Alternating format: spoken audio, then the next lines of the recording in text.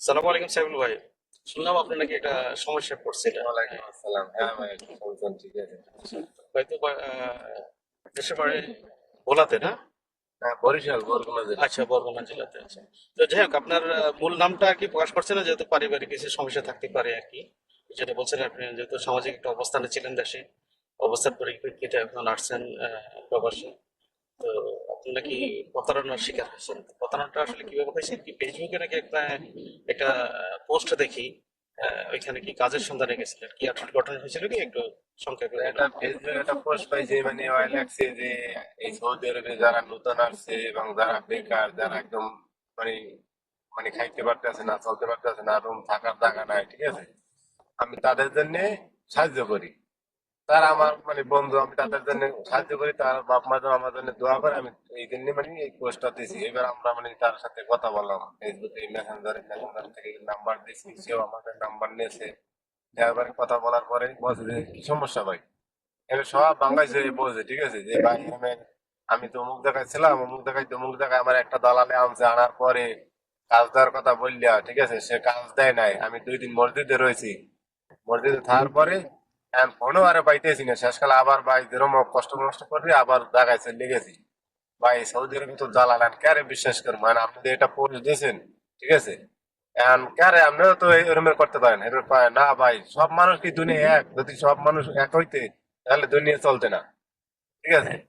এবার উনি কি আপনার ফ্রেন্ড লিস্টে ছিল? হ্যাঁ হ্যাঁ, ওনার নামটা কি, ওনার ফেসবুকের নামটা ওনার কি? নাম হলো জাহিদ খান। জাহিদ খান। হ্যাঁ, ওনার উনি দেশের বাড়িটা ওটা দেশের কিছু বাড়ি বলছে? পরিচয় দিয়েছে হইতে আমি ঢাকা যাত্রা বাড়ি। ঢাকা যাত্রা বাড়ি, ওটাও নিশ্চয় তার মানে ওর প্রোফাইল পিকচার যেটা, প্রোফাইল পিকচারটা কি দেখছেন আপনি? প্রোফাইল হ্যাঁ পিকচার দেখছেন? দেখছি, কিন্তু ওরা আমি আমার দেশেও কিন্তু লাখ লাখ বলক মারি দিয়েছে, এই জন্য সেট করে রাখতে পারি, ঠিক আছে। জি। আমার তারপরে এইভাবে বলছে যে আচ্ছা তা আপনি আসেন, আমি দেখেছি সব যে কি কাজ ভাই, তা আমি ভাই 5 স্টার হোটেলের সুপারভাইজার, ঠিক আছে, আমার সিনিয়রও আছে ম্যানেজার। তা যদি আপনারা কাজ করেন 6 মাস কাজ করতে পারবেন। এখন বর্তমানে তো আমি হজের সময়, মানে আমরা তো জানি যে আসলে এটা সত্য, এখন তো হজের সময় কাজ কাজ লোক জি, লাগে, জি। হ্যাঁ। এবার বলছে যে ভাই কত টাকা স্যালারি, বলছে যে 1800 টাকা স্যালারি, ঠিক আছে, 1800 টাকা স্যালারি, 8 ঘন্টা ডিউটি, সরি 9 ঘন্টা ডিউটি, 1 ঘন্টা খাবার টাইম, আর 8 ঘন্টা কোম্পানির ডিউটি।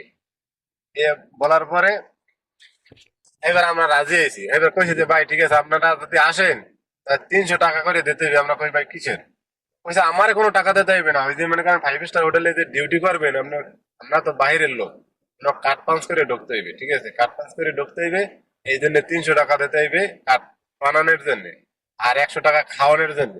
তাছাড়া খাওয়ানোর টাকাটা আমি হয়তো আপনি সমস্যা আছেন, আপনার কাছ থেকে নিলাম না, হয়তো বেতন পাইবেন বা হাদিয়াটা দিয়ে পাইবেন, ওই সময় আপনি আমাদের দিয়ে দেন। আচ্ছা ঠিক আছে ভাই, খুব ভালো সুযোগ দিয়েছেন আপনি। আচ্ছা তাহলে আপনি সকাল সকাল চলে আসেন। এটা মনে করেন রাত্রে কথা বলছি, সকাল 7টা 8টার দিক দিয়ে রাত্র, উনি কথা সকালে 8টা 9টা বাজে চলে যাবে। যাই হোক এরমে আমি গেছি রওনা দিয়ে, দেওয়ার পরে এই ওই জায়গায় 10 জন লোক মানে উপস্থিত হয়েছে, ঠিক আছে, দশ মানে জন আপনার সাথে আরো 10 জন? হ্যাঁ আমি আপনি যাই কি দিয়ে আরো 9 জন ও জায়গায় মানে আছে। আপনার কি সবাই রিয়াদ থেকে গেছেন এখানে? আমি গেছি রিয়াদ থেকে, কত গেছে দাম্মাম, কত জুবাইল, কত আলখারিজ, এইভাবে মোট 10 জন 10 জায়গায় দেখেছি। আচ্ছা, তারপরে আচ্ছা, আপনি কথা বলবেন না আপনি, এখান থেকে যে রিয়াদ থেকে যে আপনি ওইখানে গেছেন, আপনার কত টাকা খরচ হয়েছে? আমার খরচ হয়েছে 180 টাকা। 180 রিয়াল ওইখানে যে খরচ, আর ওইখানে তারা দিচ্ছেন কত? 285 টাকা। 285। আবার আবার ওই যে জায়গায় আমাকে গাড়িতে নামাই দিয়েছে মক্কা, ঠিক আছে, ওই জায়গায় আর ওই জায়গায় লোকেশন দিয়েছে, এই 20 টাকা নিয়েছে। আবার ওই জায়গায় গেছি, আবার 10 টাকা নিয়েছে। মানে টোটালি মনে হয় যে আপনার 500 রিয়ালের মতো, 500 রিয়ালের মতন খরচ 500 হয়েছে। রিয়ালের মতো খরচ হয়েছে। আসার আসার তা বাদ হয়, জি। ঠিক আছে, 500 রিয়াল খরচ হয়েছে। এই তারপরে ভাই আমাদের কয় আচ্ছা সবাই 10 জন যাই দিয়েছি, 10 জন লোক এক জায়গায় হয়েছে, হওয়ার পরে সবাই বলছে যে আচ্ছা আপনারা তা কাগজ দিয়ে ফ্রেশ ট্রেশ হইয়া এক ক্লাসে ঘুম দেন, তারপরে আমি আপনাদের কাজের স্থানে নিয়ে যাবো। এই বলার পরে আমরা 2-3 ঘন্টা কত থেকে ঘুমাইছে, কত থেকে ঘুমাই নাই, মোবাইল টোবাইল চাচ্ছে, কথা কথা বলছে বাড়ির দিকে। এই বলার পরে আপনার ও 11টার দিক দিয়ে ফোন দিয়েছে, আচ্ছা ভাইজান আপনারা সবাই অমুক জায়গায় চলে আসেন। কোন জায়গায় যাবো, জি, আমরা তো জায়গার নাম চিনি না। জি, জি, আমাকে লোকেশন দিয়েছে যে মক্কা হিলিস্তান হোটেল, আচ্ছা, আচ্ছা, হ্যাঁ, হিলিস্তান হোটেল আছে একটা, ঠিক আছে, জি, এশিয়া। এই জায়গায় আসেন, আমাকে ওই লোকেশন দিয়েছে, আমরা গাড়িতে গেছি, 10 জন মানুষ, 10 টাকা করে ভাড়া, 100 টাকা, জি, যার যার টাকা পকেট দিয়ে দিয়েছে, দিয়ে গেছি। এই যাওয়ার পরে আয় কয় কি আবার আরেক জায়গায় দিতেছে, রাস্তা হইতে সামনের দিকে আসেন 10 মিনিট হাঁটলে তাই পাইবে। এই ঢাকা হোটেলের সামনে গেছে, ওই জায়গায় যাই আপনারা ভাত খাইবেন, আমি আসতেছি, বিল আমি দেবো, আপনারা রেডি হন। জি। আমরা দর্শন সব দিয়েছি, যাওয়ার পরে ভাই এখন ফোন দিই, ফোন ধরে না, খালি ব্যস্ত দেয়। পরে আমার একটা বয়স দিয়েছে, এই বয়সটা আপনারা শুনাইতেছে। এই বয়সটা দেওয়ার পরে কয় কি, ভাই আপনি তো আপনাদের জন্য তো আমি কাজ করতে আছি, শুনেন। আচ্ছা, বয়সটা আমি ভিডিওর সাথে করে অ্যাড করবো।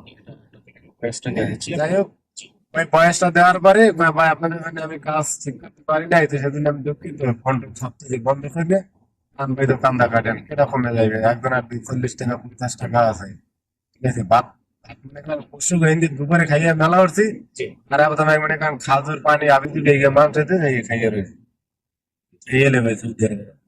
আচ্ছা, এখন আপনার মতো যারা নতুন লোক আসছে, যাদের কাজ নেই, সোশ্যাল মিডিয়া যারা প্রতারণা করে, এরকম যদি প্রতারণার শিকার কেউ না হয়, তো তাদের শিখছে করবেন। কিছু বলবো ভাই, সৌদি আরবের যে পরিস্থিতি, আমাদের কোনো মানুষ যেন সৌদি আরব না আসে, ঠিক আছে।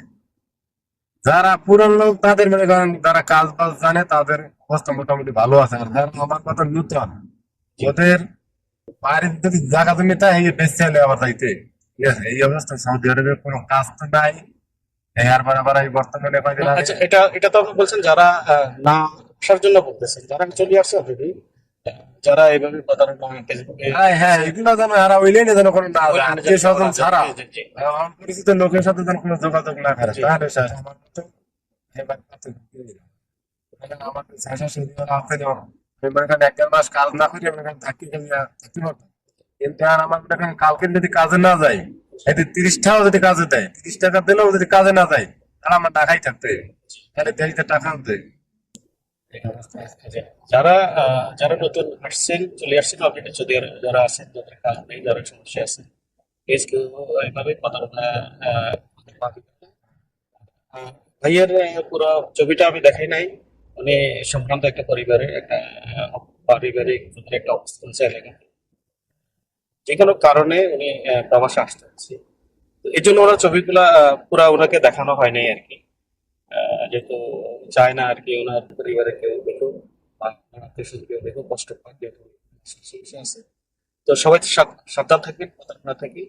আর যারা আসলে প্রতারণা করতেছেন ভাই, এখানে আপনার যদি বাংলাদেশে এই সৌদি আরবে সব হইলে বাংলাদেশের দালাল, ওই খানকির বলার আইলে দেশটা না, নষ্ট করে। না, আমি এটা আসলে করবেন না। আর যারা আসতে চাইতেছেন তারা অবশ্যই খোঁজ খবর নিয়ে আসবেন। এখানে আসলে অবস্থাটা জানার পরেই এখানে ঢুকাটাই উত্তম। তো ভালো থাকবেন। আর আমি ওই ভাইয়ের কাছে যে অডিওটা আছে, অডিওটা অ্যাডজাস্ট করে দিয়ে দিই ভিডিও। ভালো থাকবেন, সবাই শেয়ার করবেন। যেহেতু এখানে আসলে আমি চাইলে, যেহেতু বাবুর সাথে কথা বললাম অনেকক্ষণ, কথা বলে আসলে খুব খারাপ লাগলো। এবং আগে শুনছি এরকম ঘটনা ঘটছে, এইভাবে কেউ সরাসরি ক্ষতিগ্রস্ত হয়েছে তা অবশ্যই পাই নাই, আজকে মনের মাধ্যমে জানলাম। তো ভাই আমার কিছুদিন থেকে পরিচিত, তো সেজন্য ভিডিওটা শেয়ার করলাম। ভাইও বলছে শেয়ার করার জন্য। ওনার ভিডিওতে ওনার ছবি যদি দেখাতে পারেন তাহলে ভালো হতো আরো। তো ভালো থাকবেন, সবাই সাবধানে থাকবেন। আল্লাহ হাফেজ।